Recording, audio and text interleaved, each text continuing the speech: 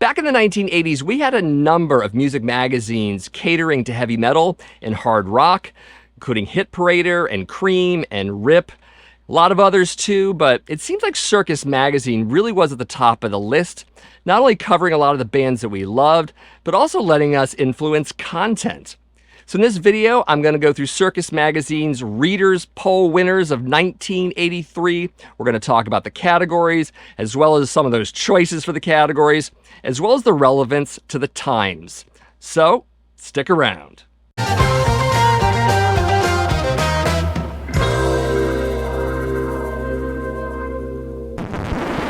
So it's likely that some of my viewers under 30 might not know a whole hell of a lot about Circus magazine since it did fold in 2006. Just to give you a brief history, they were a monthly American magazine dedicated to covering rock music since 1969. In the 1970s, they mixed in a lot of hard rock with pop culture, making them a bit like People magazine or even Tiger Beat, but a musical version of those. At the start of the 1980s, they shifted to heavy metal, albeit the more popular acts of the time. Then in the mid-80s, they shifted a bit more towards pop metal, and then what would later be known as hair metal towards the end of the decade. And I should also mention that they do cover pop music, even still in 1983, which is pretty interesting, considering that 1983 is a bit of a transitional year. Obviously, we have Quiet Riot and Def Leppard becoming very big in America, so you're seeing a push more towards the hard rock and heavy metal in a lot of these types of magazines. You're seeing that transition here. In this magazine in particular, you will see articles with Iron Maiden across from articles about Journey, or Sting, or Duran Duran, or all those other bands. It's just going to happen. You're also going to see these bands pop up a little bit in the Readers' Poll winners categories. It is what it is, so get ready for that. This is the February 29th of 1984 issue of Circus magazine. Obviously, they have to look back to 1983. They can't cover it in 83 when the year hasn't ended. So there's that. And that's what I got. So let's look at these categories. And of course, I'm going to warn you right off the bat, these choices aren't going to be your choices necessarily. A lot of them definitely aren't mine. We'll talk about that in a bit. But yeah. So let's talk about, peripherally anyways, the best brass/wind player and the best keyboardist. I'm not going to go through those because by and large they're not heavy metal. Except for Don Airey did get number 5 on the best keyboardists. He's with Ozzy Osbourne at this point, so that's kind of cool. Let's start with best drummer. So at number 5 is Phil Collins of Genesis, but maybe he's also doing a solo career by 83. I'm not really sure. I don't keep up with the Genesis. Interesting choice. He's a decent drummer. We'll give him that. Number 4 is Roger Taylor of Duran Duran. We're going to see a bunch of Duran Duran in here, which is crazy. But he's in there. I've never really watched Duran Duran's drummer play. Maybe he's amazing. Maybe he isn't. I don't know. Number 3 is Alex Van Halen, who seems a little low considering he's Alex Van Halen, but I'm going to give you the other 2. You can make your decision. Number 2 is Neil Peart. Seems like you would think he'd be number 1, but then you're thinking to yourself, well, this number 1 drummer must be really incredible. He must be amazing. He's Rick Allen of Def Leppard. I don't know about that choice at all. Again, you got to think that readers are picking these people. I also kind of wonder if the selection pool was a little bit lacking versus having like 20 or 30 choices, and then you pick 1 or 2 or however many out of that. Maybe they only got 5 or 6 or 7 choices, and they're like, oh, may as well throw Rick Allen in. We like Def Leppard, so that kind of thing. Anyways, again, I think Neil Peart should be number 1. I think Alex Van Halen is pretty much a close second, and you can put Rick Allen wherever you want to put him. And there are other drummers, too, that are pretty amazing, even at this time. You could probably give me one of your favorites in the comments, but yeah. So, I don't know how I feel about this best drummer list, but there it is. Next up is best bassist, probably one of my favorite categories, considering I play bass. I'm the world's okayest bassist. I saw the t-shirt recently. I kind of want to get it. Anyways, at number 5, we have Geddy Lee, which is interesting because a lot of people think Geddy Lee is one of the best bass players ever, and he's only at number 5 on this list. That's kind of curious. At number 4, beating out Geddy Lee is John Taylor. He is the bass player for Duran Duran. Again, I don't really know much about the bass playing in Duran Duran, but sure, why not? Number 3 is Rick Savage of Def Leppard. His bass playing is fine. I know I played some of his bass lines in my early days of learning bass. Foolin' comes to mind. I like the chorus bass line to that one. But I don't remember it being too complicated. Maybe I'm wrong. Maybe I haven't run into anything. I don't know. And number 2 is Steve Harris, who should be high on the list. Steve Harris is an amazing bass player. Obviously, he's the bass player for Iron Maiden. And the number 1 bass player is Rudy Sarzo. This is an interesting list. I mean, there could be a lot of heated debates of Rudy Sarzo versus Steve Harris versus Geddy Lee. I mean, Rudy's an amazing bass player. He plays, obviously, in Quiet Riot.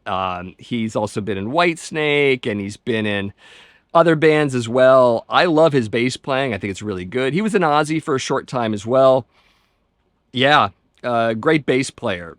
Comes up with some amazing bass lines and fills, and kind of goes off in his own direction sometimes. I like that about bass players, as long as it keeps within the music. I kind of dig that. Steve Harris at number 2. I wonder if he'll make number 1 later on, maybe in 1984, 1985. I don't know. I haven't really looked at those lists very carefully, but I guess we'll find out. Yeah, interesting. And Rick Savage, again, I don't know. Should he be number 3? That might be more of Def Leppard being popular. I think we might see some of that in later categories, but yeah, that might be why he's number 3. 2 better than Geddy Lee. I'm not so sure about that. So anyways, there it is. Best Bassist. Up next is Best Guitarist. A few guitar players in here that make quite a bit of sense. One maybe not as much. At number 5 is Randy Rhoads. That's pretty interesting that he's that low. He is dead at this point. He's probably been gone for almost 2 years. He died in March of 82. Great to see him in the top 5. Of course, he's amazing. He's on those first 2 Ozzy Osbourne records. What could have been, you know? At number 4, we have Andy Taylor, another Duran Duran guy. I don't know why Duran Duran is dominating this list. Again, the whole transition from pop to metal. I'm going to just say it's there. But Duran Duran was pretty big. I don't know. At number 3, Angus Young. That's a pretty good choice. This is 1983, so AC/DC put out Flick of the Switch, which had mixed reviews at best. It's an album I like quite a bit, but that's just me, maybe. You let me know in the comments how you feel about Flick of the Switch. It is kind of an album that doesn't get as much love as the others. But I like seeing Angus Young here. A very energetic guitarist. Live, he's amazing. He just runs all over the place and just incredible. Number 2 is Steve Clark of Def Leppard. I think Steve Clark was very important to Def Leppard in the 1980s for their guitar sound. He wrote some of the music as well. So I can see him here. I don't know if number 2 is a slot he deserves. And again, I think this is just Def Leppard popularity in 1983 pushing him up the list a little bit. Of course, the number 1 guitar player of 1983 is absolutely no surprise. It's Eddie Van Halen. Interesting, 1983, we hadn't seen the 1984 album yet, so Diver Down is new. That's pretty interesting. That's not an album I particularly love. 5 cover songs. I don't know. The album did okay, but Eddie Van Halen still amazing guitar player.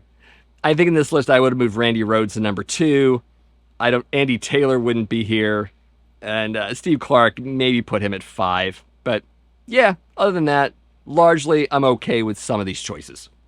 Next up is Disappointment of the Year. And I find this category really perplexing because it wildly contradicts other categories of bands that people thought were amazing, but somehow most of these bands are in the other lists. I don't know why that is. So at number 5, we have Duran Duran. I don't know if the heavy metal kids got to make their voice known in that one, but here they are. At number 4 is a tie between Kiss and Black Sabbath. Of course, Black Sabbath in 1983 or thereabouts had Born Again, and Kiss had Lick It Up. That's interesting because you're going to see Kiss in a totally contradictory category not too later on, so that'll be interesting. Number 3 is Def Leppard and AC/DC as a tie. How is Def Leppard the 3rd most disappointment of the year when they're all over dominating this chart and also Billboard in general and sales and all that stuff. It perplexes me. Number 2 is a tie between Ozzy and Asia. I don't even remember what Asia put out, but what was Ozzy? 1983, that's what? Is that Bark at the Moon? I can't remember. Maybe so. Yes, it is Bark at the Moon. I don't know. I like that album. It was a good tour. So there's that. And the number 1 disappointment of the year is Van Halen, right?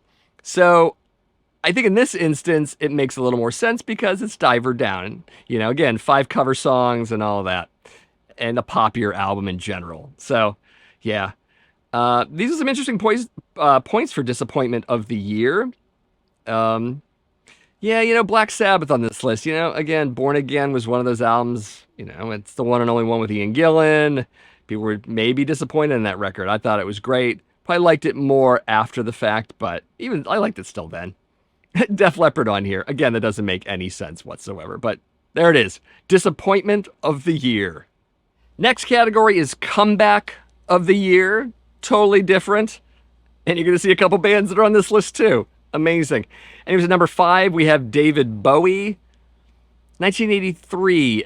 That was Let's Dance, I believe. I think that was a comeback for him. Again, I don't follow Bowie. You can educate me in the comments on that one, but that probably makes a lot of sense. At number 4, this one's really perplexing. It's a tie between Def Leppard and AC/DC. So, AC/DC, that's interesting because is Flick of the Switch a comeback? I don't know. You can decide. Def Leppard's the other odd one too because is that a comeback? I don't think so because I believe in 1983 Americans are just discovering Def Leppard. In fact, I remember as a kid buying that album. I think like a lot of kids my age back then, we went back and bought On Through the Night and High and Dry. We didn't discover that band on those albums for the most part. You know, Britain had a very different experience with Def Leppard early on than we did. So it's interesting that they are a comeback band here. They feel too new to be a comeback, but there you go. Anyways, number 3 is Robert Plant. That makes quite a bit of sense. He had a very successful solo career in the 1980s. Of course, he was a singer for Led Zeppelin. He made the comeback, of course. Not so much the others. Interesting. Yeah, I'll give it to him. Number 2 is Quiet Riot. Quiet Riot made a comeback again. I think they're a lot like Def Leppard in the fact that they broke in America in 1983 and probably elsewhere, except for Japan, of course. I mean, they did put out 2 albums in the 70s in Japan, so they were big there. Maybe this comeback is for them. Maybe the Japanese were like, hey, Quiet Riot's back. You know, of course, Quiet Riot didn't back then like those 2 albums all that much. They disavowed them for the most part. In fact, their 5th album is called QR3, which should tell you something. But yeah, Quiet Riot on here is bizarre. The number 1 comeback of the year for 1983 probably makes the most sense. And of course, that's Kiss. Because in 1983, they took off the makeup. They put out Lick It Up, which is a great, heavier album. It's more of the times. It's sad that Creatures of the Night didn't get that recognition when it was out. I think a lot of people checked out on Kiss before that, you know, with the concept album and the pop album and all that stuff. So, yeah. But I like seeing Kiss here for sure. They were the comeback in 1983. So I agree with that one at least. Next up is Best Single. I think a lot of these choices make a whole lot of sense. And number 5 is Foolin' from Def Leppard. A huge track for them. I love the video. It's probably my favorite of the videos. We'll get to videos in a bit, by the way. Number 4 is Every Breath You Take from The Police. That was a huge song. It was a big album for them as well. They did a lot of hits off of that, so that makes sense. Number 3 is Rock of Ages from Def Leppard. Again, another Def Leppard song. And in case you thought that was it for Def Leppard singles, number 2 is Photograph. Also Def Leppard. Def Leppard was all over the radio in 1983. It makes sense. All 3 of these singles had music videos. All 3 of them hit really hard. I loved all 3 of these songs. If I were to rank them, I like Foolin' the most, Rock of Ages second, Photograph third, which is reverse order for their popularity in this list. That's kind of fun. And of course, the number 1 best single of 1983, according to Circus magazine readers, is Come On Feel the Noise from Quiet Riot. A cover song, incidentally, originally done by Slade. Quiet Riot really did make it their own, though. I think the Slade original is okay at best. I think it's lackluster compared to the Quiet Riot version. Quiet Riot's version has a lot of punch and delivery. It's one of those early metal discoveries for me as well, so maybe I have a little bit of a bias there. In fact, I'll say there is a bit of a bias there. But yeah, I agree with these singles. This is a good list. Next up is Best Album, and some pretty good choices here. I think some predictable ones to some degree. Number 5 is Rio from Duran Duran, because you gotta throw Duran Duran in there for some godforsaken reason. I don't know why, but I'm not a 1983's Reader's Poll filler outer. Sure, we'll go with filler outer. Number 4 is Synchronicity from The Police. A huge album, again, I talked about a little bit before. All the singles and all of that. So there it is. I do like 1 through 3, though, because it's all metal. Number 3 is Metal Health from Quiet Riot. Huge album, broke the band, all that stuff. Their biggest album, obviously. Number 2 is really cool to see because this is the first time we see this band on this list.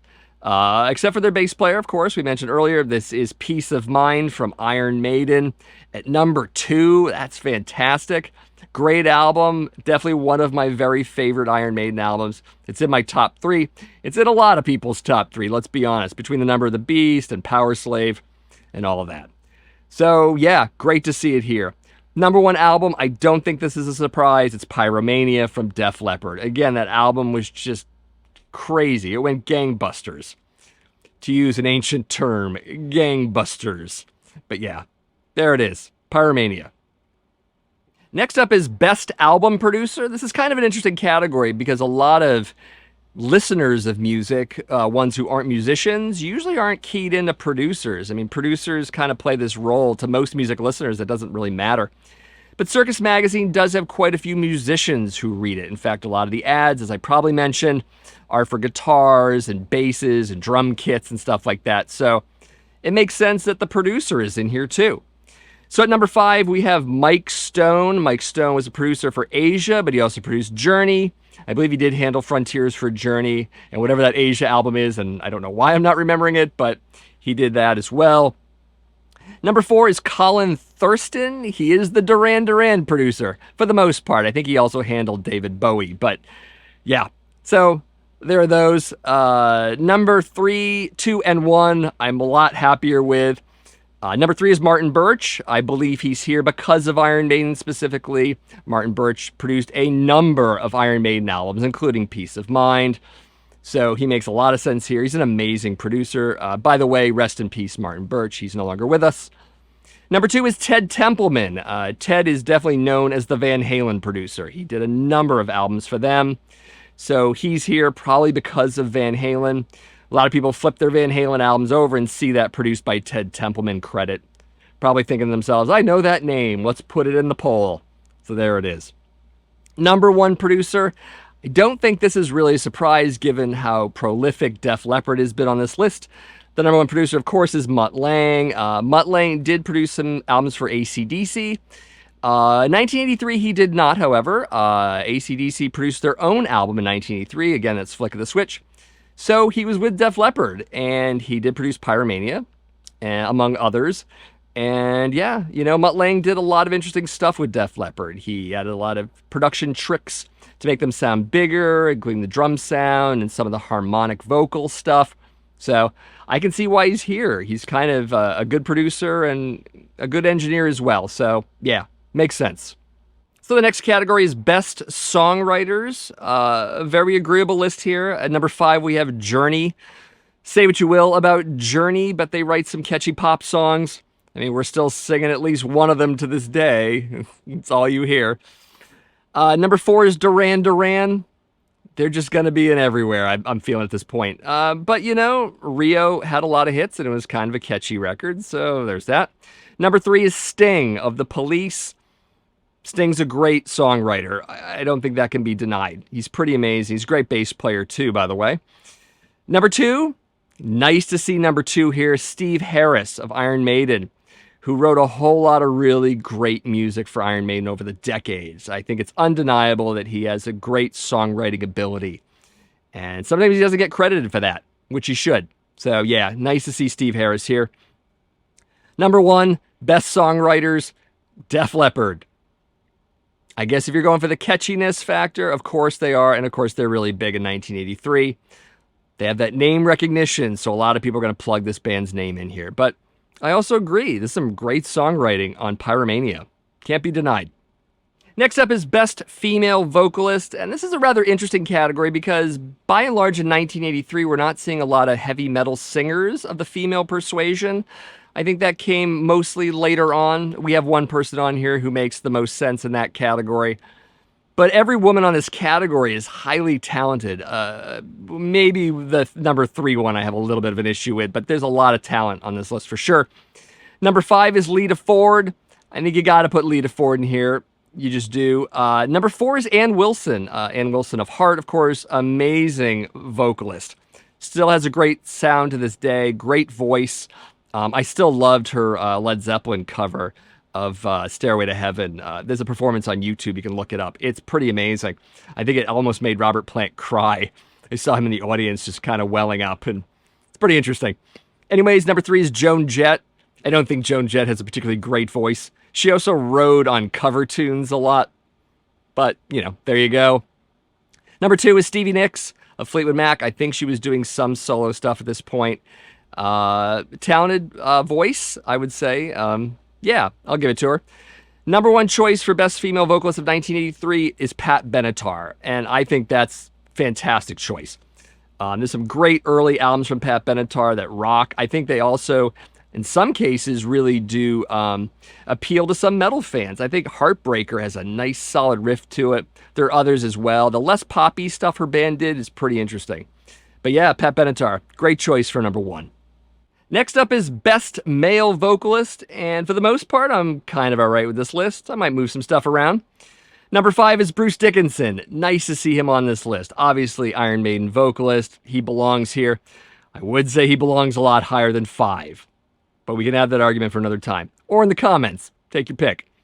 Number 4 is Simon Le Bon of Duran Duran. My God, they're everywhere.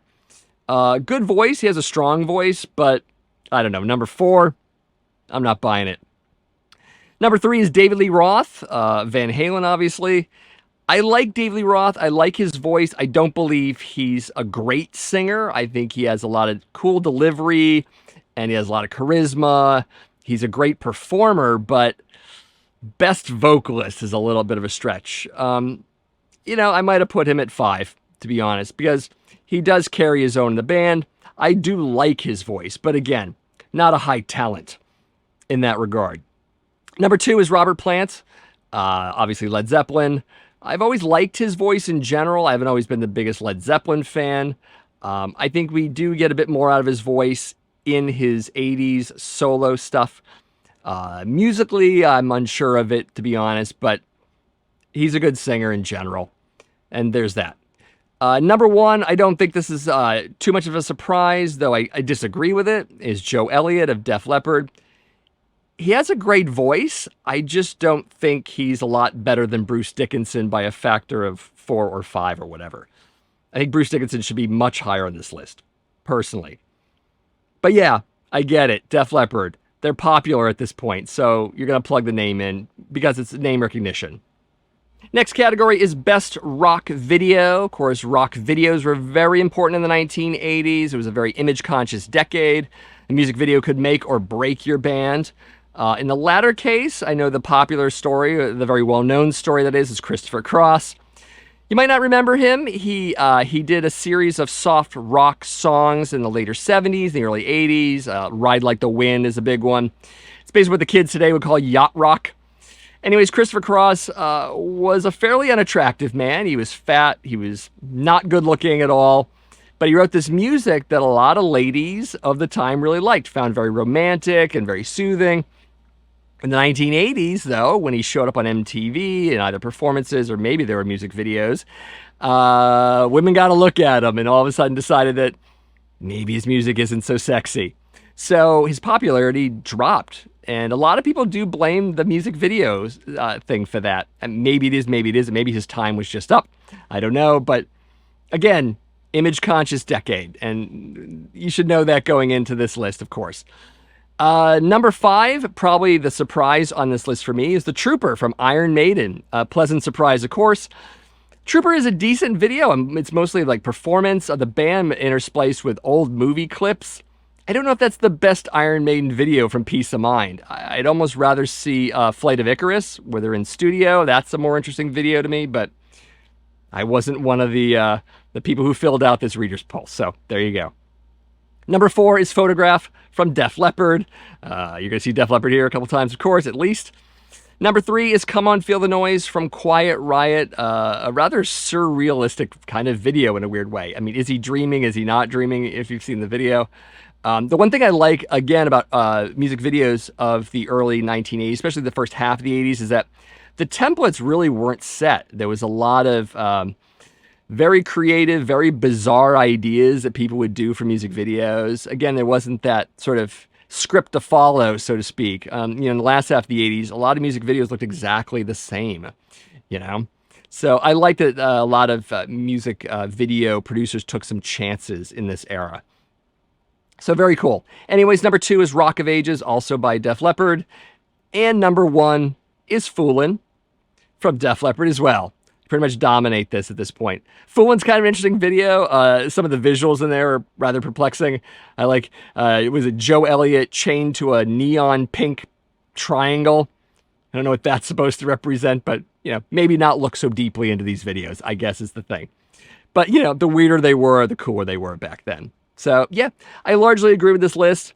Again, I would have picked a different Iron Maiden video, and there were probably other videos that were pretty cool, but yeah, I'm kind of okay with this list. For 1983, yeah. Next category is Best in Concert Group. I've only seen a couple of these, so maybe in the comments you can let me know if you think these are worthy of a top 5, at least in 1983. Number 5 is a tie between The Police and AC/DC. AC/DC is definitely a band I've seen before. Amazing live, a lot of energy, especially from Angus Young, as I mentioned before. I'm sure The Police are good. I've never seen them, so there it is. Number 4 is Duran Duran. But I've seen live footage of them on the internet and otherwise, and they put on a big show. So, all right, maybe, I don't know. Again, I don't like them. There it is. Number 3 is Van Halen, known for their live shows. I get it. There it is. Number 2, really glad to see Iron Maiden here. Very, very cool. Iron Maiden, great live show, of course, that I've seen in video form. I'm going to see them live in October for the first time ever, which is very strange. But yeah, and of course, Eddie comes out, and we all know that. Number 1 is Def Leppard, of course, because Def Leppard is the band to talk about in 1983. And I'm sure their stage setup was pretty cool, too. So there it is. Best in Concert Group. Next category is Best New Group. Very specifically new, because the next category is a general Best Group. Just to ruin the plot here for you. A couple of these choices are really interesting. I would have never thought of these bands. And then a couple I kind of get. At number 5 is The Fix, interestingly enough. I think as a pop band, I kind of agree. The Fix had their own sound. I think they stuck out from a lot of their contemporaries, like Flock of Seagulls and the Human League and stuff like that. They had a cool sound and all of that. So I can't say much more to that. I don't think I ever bought a Fix album. Maybe I'll change that one day. Who knows? But anyways, yeah, at number 5, The Fix. And number 4 is Zebra. That's an interesting choice. Zebra was one of those bands I always read about. I saw pictures of in magazines.